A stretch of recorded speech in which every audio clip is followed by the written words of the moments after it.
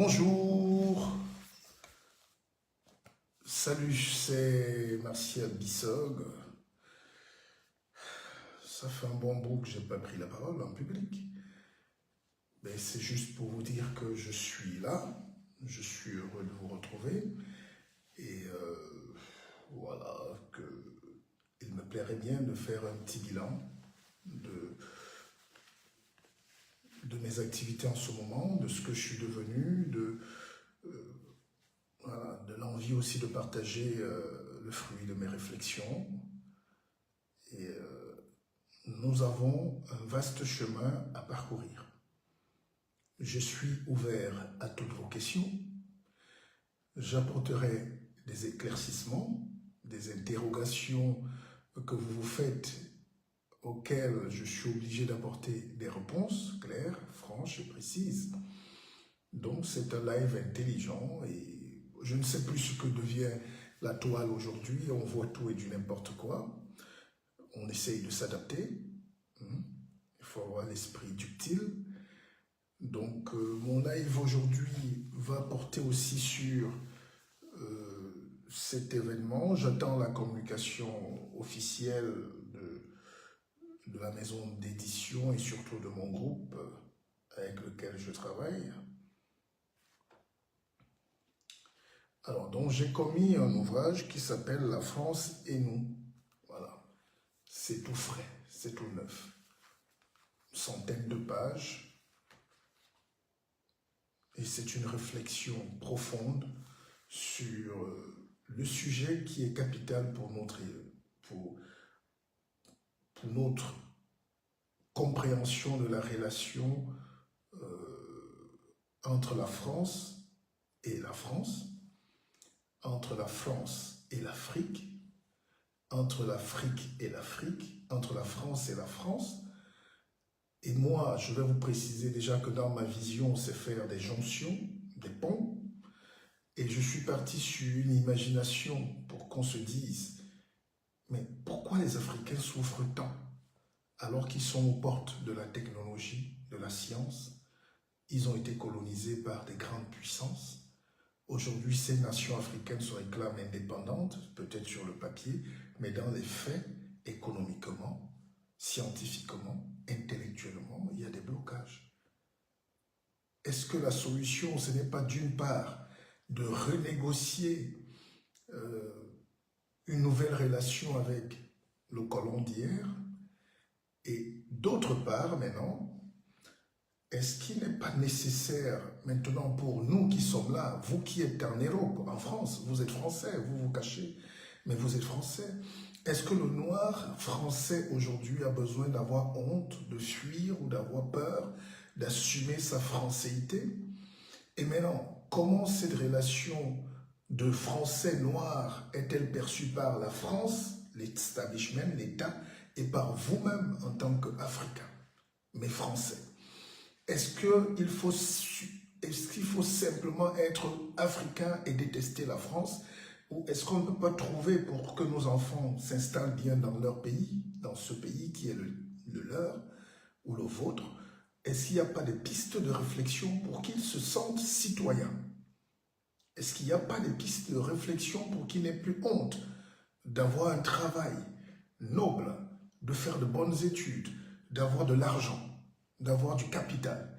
Est-ce qu'on ne peut pas passer à une autre étape de notre présence en France, c'est-à-dire celle de nos parents, c'était juste pour plaire, celle de nos grands-parents, c'était pour faire la guerre, aider la France à se libérer, celle de notre génération, c'était essayer d'avoir une petite place, on nous donne une petite place et ça nous va, des petites formations, est-ce qu'on peut payer le loyer, est-ce qu'on peut économiser pour envoyer au pays?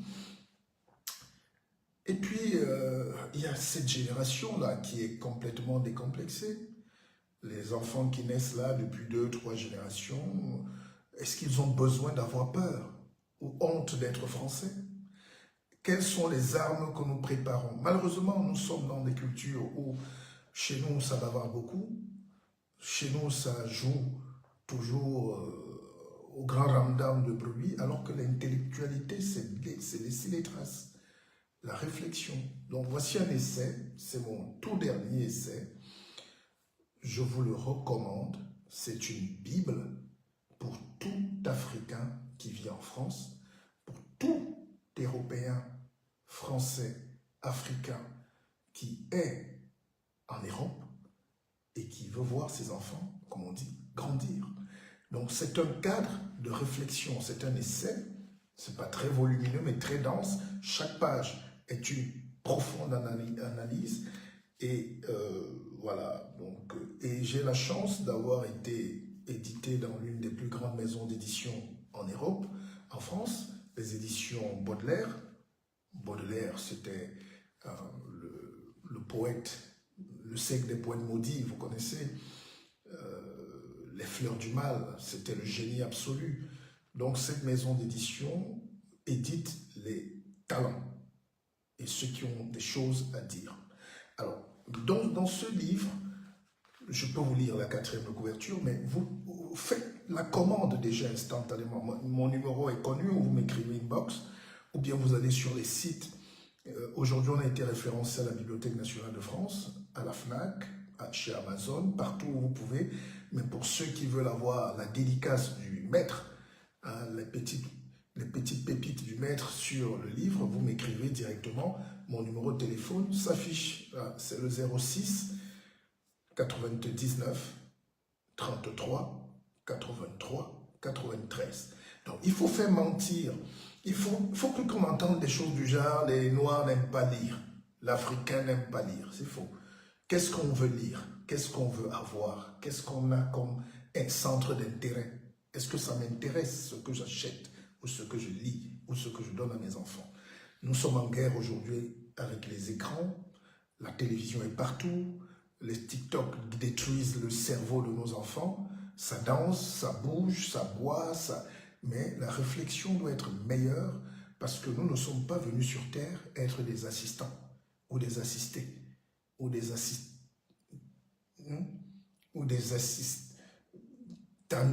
même, c'est-à-dire qu'on vous assiste, on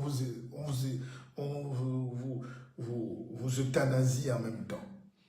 C'est un néologisme. Donc, dans ce livre, donc, vous le voyez, c'est la 4e de couverture. Je peux vous faire un petit brushing, mais normalement, voilà, vous devez déjà sentir que c'est le truc qui monte. C'est un best-seller. Quand on sent que le truc va mordre, on le sent. Moi, je suis un écrivain.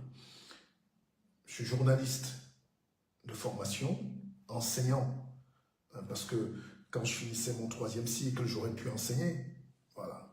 Donc, mais j'ai commencé très tôt dans la communication, le journalisme, c'est mon métier, dont j'ai le sens aigu de l'observation, la curiosité scientifique.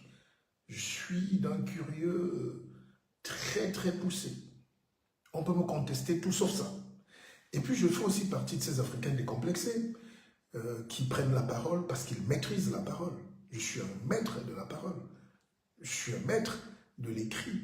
Il faut qu'on partage nos expériences, qu'on encourage cette jeunesse, qu'on encourage les Africains qui sont en France, qui se cachent, qui finissent souvent dans des petits boulots, alors qu'ils ont de la compétence, alors qu'ils ont de l'énergie, alors qu'ils ont du talent. Ils sont parfois artistes, mais ils sont aides-soignants pour survivre. À un moment, on peut se dire, je veux qu'on me découvre en tant qu'artiste. Je veux qu'on connaisse le talent que Dieu m'a donné, le don que j'ai. Et tout ça, ça passe par ce qu'on va appeler l'estime de soi. Alors, je vais vous lire cette 4e de couverture en quelques minutes, quelques secondes, et ça va vous donner un peu de la salive dans la bouche. Le livre aujourd'hui est un objet marketing. Et avant de vous le lire, je disais que les Africains doivent comprendre que personne ne va venir vous sauver. Quand un frère sort un livre comme ça, quand il est chinois, si 1 milliard de Chinois décident d'acheter ce livre, ça fait 1 million de ventes. C'est pour ça que l'économie chinoise est numéro 1, ou numéro 1, ou numéro 2, comme vous voulez. Parce que les Chinois n'attendent personne pour valider leur thèse. Le noir, l'Africain, attend toujours qu'un petit blanc signe. Qu'on lui dise, oui, c'est bon, vas-y, il faut qu'on valide, il faut que RFI, TV5, TF1 m'invitent pour que les Africains commencent à aller acheter ou commencent à découvrir. Non, prenez vos responsabilités, achetez déjà ce livre, consommez-le, critiquez-le, discutez entre vous, créez des forums, ou des forats, ou des forums, si vous voulez, mais soyez présents. Ce livre, c'est pour vous dire d'être présent, de ne pas avoir peur de parler des sujets qui fâchent. Dans 10, 20, 30 ans, peut-être, on aura un président noir en France. Il faut préparer cette venue, et je l'annonce dans ce livre. Dans 10, 15, 20 ans, on aura peut-être le chef d'état-major qui est un noir. On aura peut-être un Africain qui est ministre de la Défense, des Finances. On est fatigué qu'en France, de tout le temps, on nous donne toujours des postes de Siben Ndiaye, de Pape Ndiaye, de Toussaint Ndiaye. Là. Il faut quand même occuper des postes, ce que je veux dire, régaliens. Pas que ce soit mauvais, mais qu'on occupe des postes régaliens, qu'on n'ait pas honte d'exister. Alors, je disais aussi qu'un best-seller, c'est vous qui rendez le livre best-seller. Parce que vous décidez tout de suite, tout le monde commande sa Bible, de la rentrer dans la poche. Nous avons 1 million d'exemplaires, c'est pour tout le monde. Ça ne coûte pas cher, ça ne coûte même pas le prix d'un plat de tofu, de foutou banane. Donc, découvrez une Afrique, découvrez une France aux multiples visages. C'est la 4e de couverture. Une nation façonnée par des liens uniques et profonds avec l'Afrique. D'où sont issus les héritages riches et variés. Mais quelle est la place accordée à ces enfants français d'ascendance africaine au sein de la République? Sont-ils des étrangers dans leur propre pays? C'est la question. Ou des irritants sociaux dont on préférerait se passer? Dans un contexte de bouleversement politique, économique et socio-culturel, où certains voient la France en déclin, il est temps de poser les questions essentielles. Et quelles sont ces questions essentielles? Quelles sont ces questions essentielles? C'est ça qui nous attend dans ce livre. Vous avez toutes ces questions. Alors, qui sont donc les invisibles de la République? Ceux qui subissent sans pouvoir se défendre, c'est toujours les Africains. Vous subissez sans pouvoir vous défendre. Parfois, les Africains ont de très belles carrières en France. Ils sont ingénieurs, médecins, tout ce que vous voulez, avocats. Mais après, ils disparaissent. Ils s'effacent. Ils ont honte. Ou bien qu'ils ont peur d'avoir réussi, ils ont encore plus peur d'être reconnus comme Africains, comme Noirs. Parce qu'ils sont antillais, parce qu'ils sont sénégalais, parce qu'ils sont un peu ivoiriens, mais françaisés. Est-ce que le Noir, qui est un intellectuel, est obligé de fuir? D'accord? Mon petit frère Franck Oum, vous m'écrivez directement, parce que là, il vient avec la dédicace, ou bien vous le prenez où vous voulez, à la FNAC, chez Amazon. Mais là, ça sera un livre, juste vide. Je peux quand même me permettre de mettre un peu d'écorce pour les privilégiés. Là, je vous l'envoie moi-même, en plus. Donc, quelques frais supplémentaires, c'est tout. Alors, donc, qui sont donc les invisibles? Ceux qui subissent sans pouvoir se défendre. La France, souvent louée pour sa force et sa beauté, ne brille-t-elle pas davantage lorsqu'elle reconnaît et valorise la diversité de tous ses enfants et de tous ses talents? Ce livre est une exploration de l'identité nationale et de la place de chacun dans une société en constante évolution. La France est en train de changer. Prenez votre place, les amis. Alors, pendant des longues années, je vous ai motivé, j'ai fait des conférences, j'ai créé l'Académie de la vie augmentée à Keva, j'ai formé, j'ai créé même des banques en ligne pour que la communauté noire progresse. Je constate que certains se sont engouffrés, ça marche, c'est bien, les jeunes, mais aujourd'hui, il faut passer à une autre étape. Quand on vient débattre, il faut avoir des armes. Pas des armes pour tuer, mais des armes pour se défendre.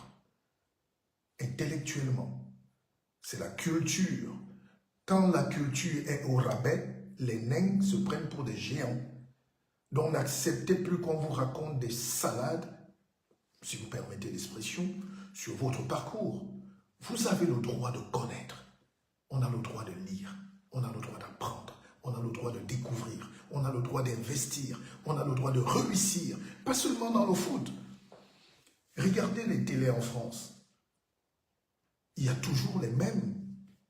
C'est toujours les mêmes gens qui viennent parler de vous, de vos problèmes, des banlieues, de ceci, de vos enfants. Qu'est-ce que vous pensez?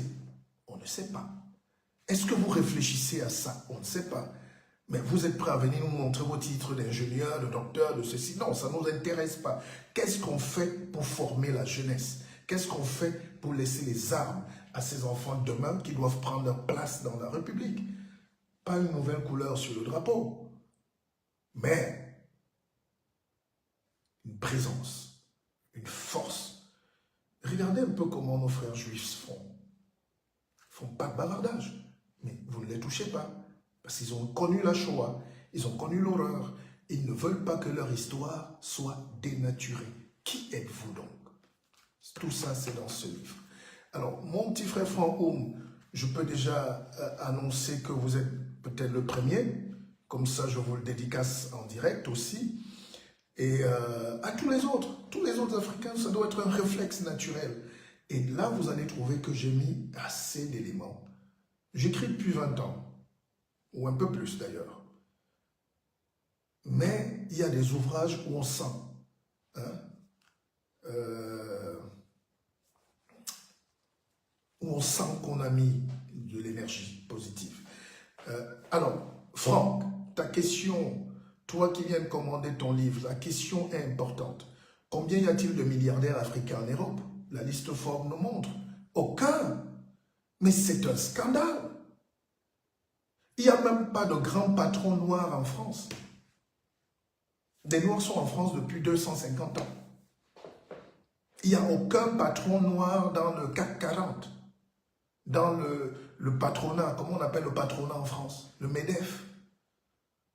Ils sont des gros pompeux, vaseux, types avec des gros costumes dans les petits salons africains, alors qu'il faut entrer dans la République. Je vois même qu'il y a des jeunes qui organisent le Back to Africa. Ça, c'est un autre débat. Mais pourquoi vous baquez en Afrique quand vous n'êtes rien ici? Quand vous êtes né ici, vous échouez ici, vous dites Back en Africa. Vous partez là où on ne vous connaît pas. Là où il y a d'autres réalités. Moi, je peux en parler parce que je suis le pont générationnel entre les deux. L'Afrique, personne ne peut la connaître mieux que moi ici. Je vous mets au défi. En géopoliticien, en journaliste, en éditorialiste, qui a travaillé et parcouru à pied parfois les contrées les plus reculées de l'Afrique, il n'y a personne qui peut me parler de continent africain ici. Ou du moins de la partie francophone. Donc, quand on prend des enfants ici, au lieu de leur dire de se battre, de faire des études parce qu'ils sont français, parce qu'ils doivent réussir là, quelques petits gourous qui, avides d'argent et d'opportunités, leur organisent des salons rentrant en Afrique. Mais c'est une grosse escroquerie. Vous ne pouvez pas rentrer en Afrique quand vous ne savez pas où vous allez, quand vous n'avez pas les moyens d'y aller. C'est pas parce qu'on a dit que les gens s'enrichissent en Afrique, c'est l'or, c'est le... Mais quand vous arrivez là-bas, vous allez creuser l'or avec les mains. Vous avez une famille qui ne vous connaît plus, vous allez entrer là-bas avec les sourires. Vous avez un contexte difficile où parfois les routes ne marchent pas, la connexion internet, le wifi n'existe pas, l'eau potable n'existe pas, l'énergie n'existe pas. Moi, j'ai créé une usine de transformation d'huile de palme dans mon village, dans mon pays, au Cameroun. Mais je peux vous raconter que je n'avais jamais vu ça, à part de la sorcellerie. J'ai vu ma famille se disloquer, vouloir la mort, me tuer carrément parce qu'il faut qu'il n'y ait pas de modernité. Et quand vous dépassez ce stade, vous mettez une usine, vous allez prendre l'énergie où? Est-ce que vous avez intégré ça dans votre business plan? La lumière va venir d'où? Il y a l'éolienne, le solaire et tout, mais est-ce que ces technologies sont là? Et maintenant, la mentalité. Vous savez, je vous parlais d'huile de palme. Déjà, il y a la mauvaise foi internationale. On vous dit que ce n'est pas bon pour la santé, mais c'est Bolloré qui exploite. Socapalm et tout, c'est Ecofin, c'est leur groupe. Et maintenant, les villageois eux-mêmes, comme ils ne sont pas prêts à voir un noir, camerounais ou africain être libre, autonome, portent le fruit de leur noix, ils vont les déposer eux-mêmes en esclavage chez Bolloré, à la Socapalm. Et le traitement est inhumain. Il a été condamné en France pour ça. Voilà les réalités. Les gens eux-mêmes te disent non, nous on préfère travailler avec les blancs. Et ils déposent leur noix, leur régime de noix, et ils sont payés 2-3 mois plus tard. Quand toi tu leur déposes une usine, ils refusent. Donc il y a un problème de mentalité en Afrique, on va en parler. Il faut que l'Afrique s'arrime à accepter la modernité, s'arrime à la modernité, au progrès. Or, ne nous voyez pas là en costume. La mentalité, c'est encore le Moyen-Âge. Si vous ajoutez le travail des religions, qui sont mercantilistes, escrocs, d'une sorcellerie inavouée, d'une médiocrité, d'une saleté indispensable pour la survie de leur petit groupuscule d'intérêt, vous allez comprendre que l'Afrique est totalement déphasée de la modernité. Il y a la jeunesse là-bas qui veut percer, mais elle prend la route du désert parce que personne ne parle à ces jeunes. Ils ne savent pas quoi faire, je ne peux pas tirer sur eux. En ce moment où je vous parle, ils sont au Mali, ils sont bloqués en Algérie, ils sont dans le désert au Maroc, ils sont en train de mourir en Libye en esclavage. Mais qui peut les arrêter? En ce moment où je parle, la jeunesse africaine est en train de payer 1,5 million de francs de frais de billets d'avion pour aller au Canada, où il fait moins 50 degrés, où il n'y a même plus de travail là-bas. En ce moment où je parle, ils sont en train d'entrer dans Paris. Et comprenez donc que c'est un problème avec l'Afrique. Alors, la France a la technologie, ou l'Angleterre, ou tout ce que vous voulez, ou la Chine. Mais parce qu'on a eu des combats il y a 100 ans, qu'on ne peut pas repenser la relation avancée pour que la France profite et l'Afrique aussi profite de ce remariage pour redéfinir des nouveaux axes de développement. Je ne veux pas être compliqué. Ce livre n'est pas compliqué. C'est fait même pour nous les analphabètes, nous, donc pour tout le monde. C'est pour ça que je vous le disais, il faut qu'on passe à notre discours. Les enfants, vous êtes en Europe, vous êtes en Belgique, vous êtes en Allemagne, écoutez-nous qui sommes là, qui vous disons la vérité. Battez-vous d'abord où vous êtes. Quand vous avez réussi où vous êtes, vous allez réussir partout dans le monde. Il n'y a pas de milliardaires africains en Europe. Ils sont importateurs de friperies, de pneus. Je ne condamne pas. Mais on ne peut pas passer toute la vie à faire de la débrouillardise. À un moment, il faut arriver en France, 100 ans après, trouver quand même des super avocats africains à Paris, français, qui ont des grands cabinets comme aux États-Unis. Citez-moi un cabinet d'avocats, d'experts, le grand avocat noir en France ou en Europe. Il n'y en a pas. J'étais avec des amis qui venaient des États-Unis la dernière fois. On cherchait un cabinet d'avocats pour traiter des centaines de milliards d'opportunités. Tous les avocats noirs qui gueulent là, même sur les réseaux, ils sont commis d'office. Quand il y a un petit meurtre, quand il y a un petit trafiquant arabe de drogue, des petites choses, quoi. Donc, où sont les cabinets d'affaires? Parce qu'on n'a pas préparé nos enfants. Où sont des hauts gradés de l'armée? Il y a quelques officiers, je ne dis pas non, mais aux États-Unis, le chef d'état-major des armées est un noir. C'est une lutte qu'il faut avoir. Les Colin Powell étaient déjà là en 90. Aujourd'hui, les Barack Obama sont là. Les Kamala Harris arrivent. Mais la vie, c'est une propension, c'est une prospection, c'est une projection vers demain. Alors, les enfants de la patrie, vous ne pouvez pas être en France et détester ce pays. C'est votre pays. Les Indo-Pakistanais qui ne savent pas parler français réussissent ici. Mais vous êtes nés là. Les Chinois qui arrivent parfois ne savent même pas parler un seul mot, ni conjuguer le verbe être ou avoir. Mais ils finissent avec plus d'avoir que vous. Parce qu'on est dans le bavardage, on est dans la logique de défiance, on est dans le rejet permanent de nous-mêmes par nous-mêmes, on est dans l'autocensure, on est dans l'autoglorification, on est dans les salons de retour en Afrique, retour en ceci. Mais le retour n'est pas le bavardage. Le retour, c'est une planification, c'est une mystique, c'est un chemin, c'est un projet. Un enfant qui, demain, s'il est président de la République en France, pour moi, c'est le meilleur retour qu'il puisse faire pour l'Afrique. Parce qu'il aura en retour le sang de ses aïeux, le destin de ses parents. Et il va corriger quelques axes de la désintégration du peuple noir en France. Ce n'est pas des combats d'aujourd'hui, mais il faut qu'on réfléchisse à ça. Donc, je ne suis pas long. Facebook aujourd'hui, c'est devenu un fourre-tout de n'importe quoi. Les publications sérieuses sont cachées, sont salies, sont effacées. Je le sais. Tout ce qui est intelligent chez un homme noir doit disparaître. Mais vous vous avez la responsabilité au moins d'avoir ce livre, ça ne disparaîtra jamais. C'est une trace indélébile.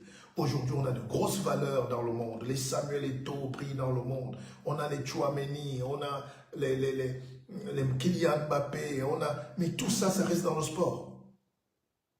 Vous ne voulez pas être des Kylian Mbappé dans la médecine, dans l'aéronautique, dans les data, l'internet, l'intelligence artificielle, dans les métiers de pointe. Vous ne voulez pas être des banquiers, vous ne voulez pas créer vos banques, vous ne voulez pas être des patrons, vous ne voulez pas être grand. Alors, dites-moi ce que vous pensez, je serai là. Le programme officiel de ma communication globale est en train de se définir. Laissons des petites choses, hein. Moi, je ne fais pas, évoluons, voilà, évoluons, grandissons. On a bavardé longtemps, ça fait 20 ans, 10, 15 ans qu'on bavarde, nous tous là, on est devenus des experts en tout, chacun est expert, mais la connaissance, c'est un petit boulevard. Aujourd'hui, je vous donne l'opportunité de vous enrichir et de gagner. La France, c'est nous, c'est écrit donc par mes tripes, parce que je connais la France. Je suis dans ce pays depuis que je tète le biberon, et je suis aussi africain, je suis français, camerounais, je suis africain, profondément africain. Je sors d'ailleurs du Cameroun, là en ce moment,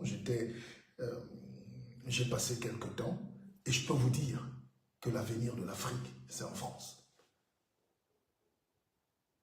On en reparle, si vous voulez.